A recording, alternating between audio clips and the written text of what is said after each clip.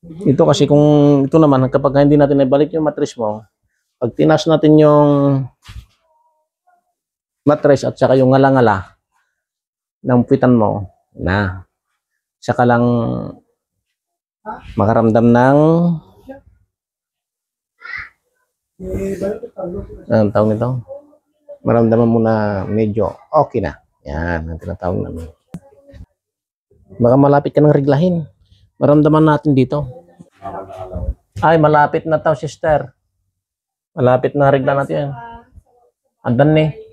Anda namumunga. Anda namumuha. Huwag ka munang masyado sa maasim, ha? Opo. You know? Nedda na, ha? May namumuo ng dugo. Opo. Ni, oh.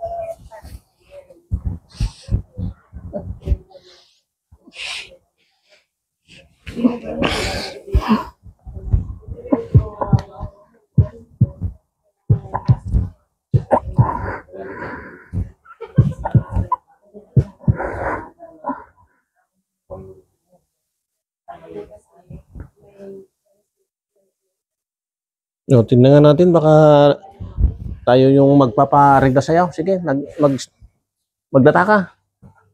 Data, straight, higa. Ayan, tingnan natin. Baka malapit ka ng reglahin. Maramdaman natin dito. Ganyan. Kaipit.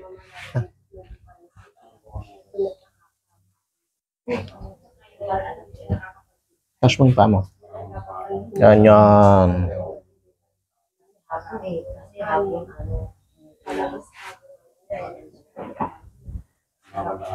Ay, malapit na tao, sister.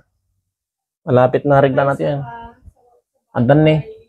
Anda namumunga. Anda namumuha. Huwag ka munang masyado sa maasim, ha? Opo. You know? Nedda na, ha? May namumuo ng dugo. Opo. Ni, oh. Mga ilang buwan na lang. Baka binata ito pag hindi rinig la. Dalaga na ako, anak.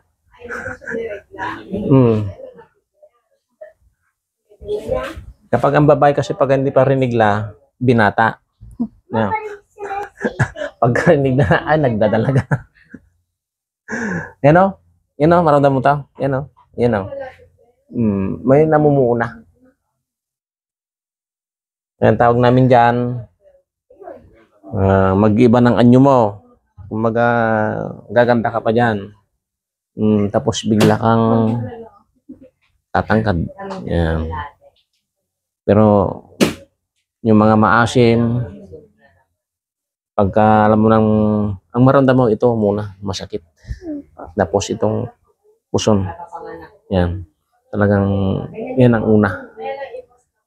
Pagka unang bugso lang. Tapos mga 2 araw lang. Next time, another month, 3 months, o kaya 2 months ulit. 2 days ulit. Pagka nasa edad ka ng 15, 14, yan na. Pupunta na sa 3, 4 days. Yan. Tapos yun, mag-iiba yung mga ito to, mga kutis mo. Tataba ka. Tapos yun, tawag namin doon yung pati mukha mo, magiging matured ka. Yan. Halika. Hindi nga, ito yung tinatawag nating paybaybayang isip. Hanggang dito, walang guhit. Ano? Yan lang ang guhit. Pero putol pa. Yan wala kang guhit. Ano? Yan halika nga dito, Lourdes. Tingnan natin yung guhit mo para maniwala sila. Sintas ang kailangan. Ayan guhit na yan. Yan Kita mo straight. Opo. Yan, oh. Yan siya, wala. Oh, grabe, oh. Ito yung tinatawag natin sintas. Kailangan sisintasan natin. Kapag may time ka, pati yung malit na anak mo, Opo. ang tawag namin doon, gulgul. Ano po yun? Tuturuan kita mamaya. Ano yun? Para ito, wala kayong iniisip na magkasakit na grabe, papasok na, tapos hindi ka mamalasin, papasok yung surti sa inyo, no? Tapos ito naman yung isipan nito magiging immature. Kumbaga hindi na isip bata niyan. Kasi yan, isip bata pa ito eh. Hindi pa tunay na dalaga. Nagdadalaga na. Yan. Pag hindi pa na menstruation, binata pa. Yan. O, sige, sikig. Nagbibinata na si Juniora. Ayaw po ni Madam. Kabila.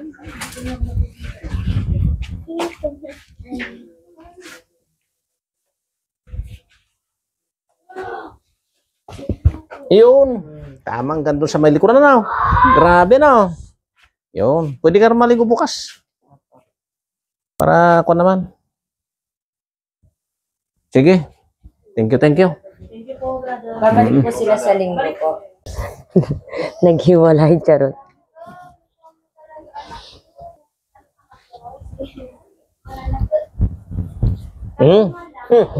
Lumagatok na.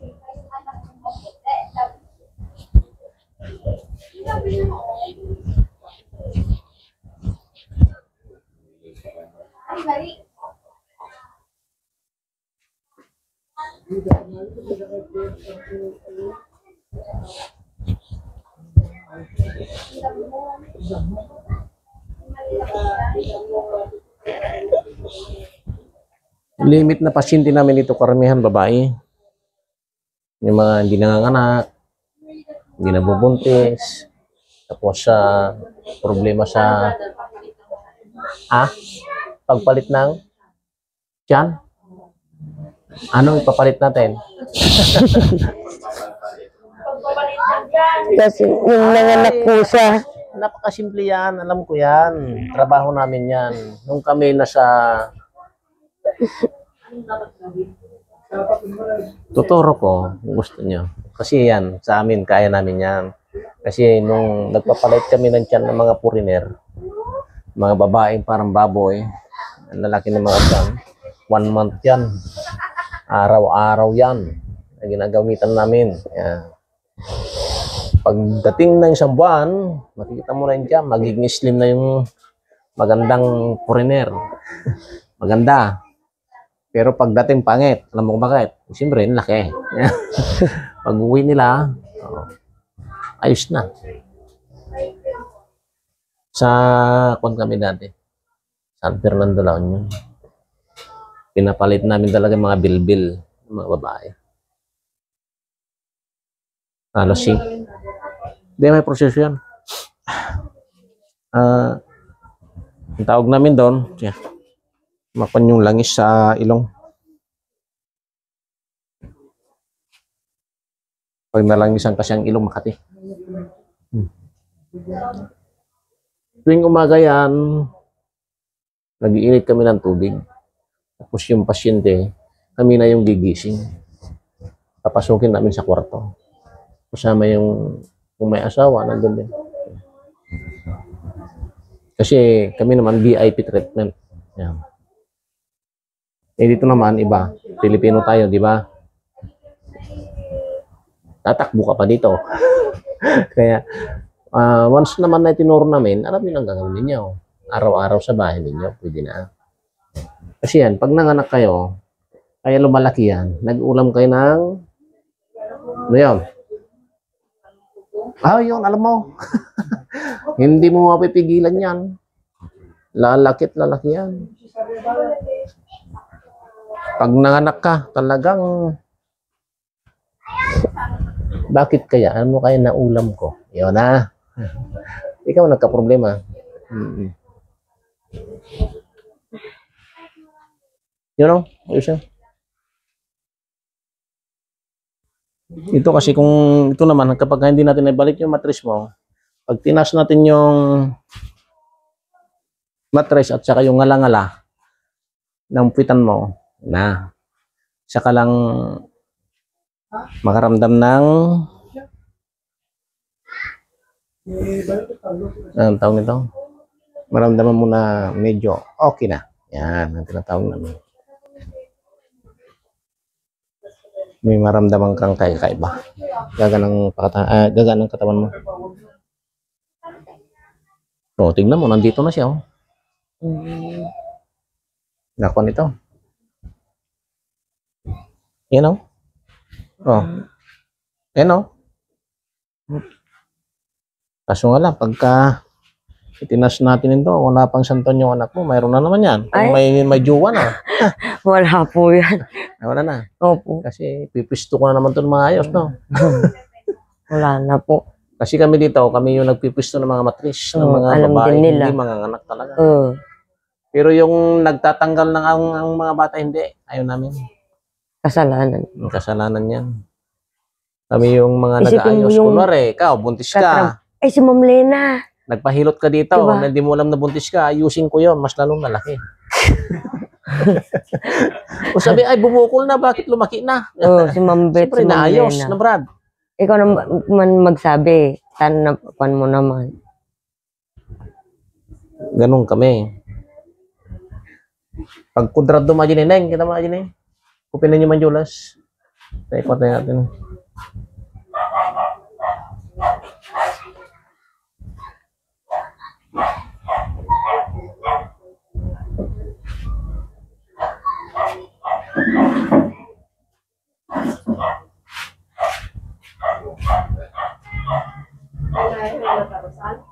Hindi matarusan.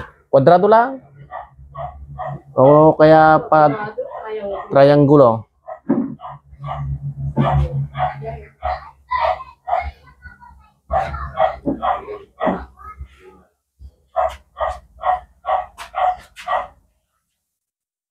Kung ko to gaganyanin ko to, huwag mong patigasin palambutin mo lang. Palambutin mo lang. O, hinga ng malalim. Bukas mo yung buhang mo. Sige, diretso lang. Sige, diretso. Idiretso mo. Ganyan. Sige. Sige. Diretso mo. Huwag mong pigilan. Sige. Diretso mo Hinga. Sige ba? O, taas na naman yung matris nito. Pwede na naman to. Ang taas. Napakabilisitas yung matris niya. Yan tawag namin dyan. Pwede pa. Kahit 3 pa. No? Ay, my God. Matuloy na. Pwede na yan. Taas mo yung puwit mo. Kata.